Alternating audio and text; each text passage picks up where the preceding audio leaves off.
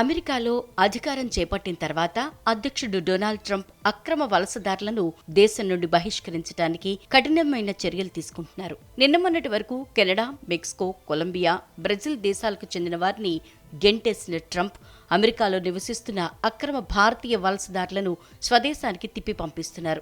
అధ్యక్షుడు Donald Trump తన immigration ఎజెండాను నెరవేర్చడానికి సైన్యం సహాయం తీసుకుంటున్నారు. దీని కింద సైనిక విమానాల సహాయంతో అక్రమ వలసదారులను బహిష్కరించే మిషన్ను నడిపిస్తున్నారు. తాజాగా అమెరికా మిలిటరీకి చెందిన C-17 ప్రత్యేక విమానం భారత్కు బయలుదేరింది.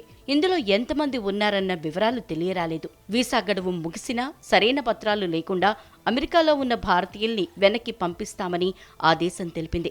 మెక్సికో, సాల్వడార్ తర్వాత అమెరికాలో ఎక్కువగా ఉంటున్నది భారతీయులే. ట్రంప్ అధ్యక్షుడయ్యాక తొలుత 538 మందిని అరెస్ట్ చేసి ఆయా దేశాలకు తరలించారు.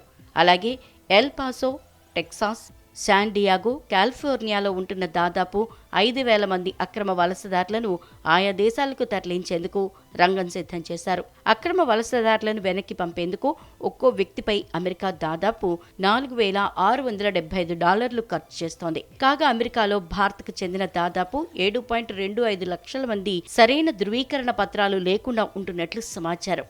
వీరిలో 18,000 మందిని భారత్కు తరలించేందుకు జాబితా రూపొందించింది. ఈ విషయంలో భారత్ కూడా తమ స్పందనని తెలియజేసింది. అక్రమ వలసలకు తాము వ్యతిరేకమని స్పష్టం చేసింది.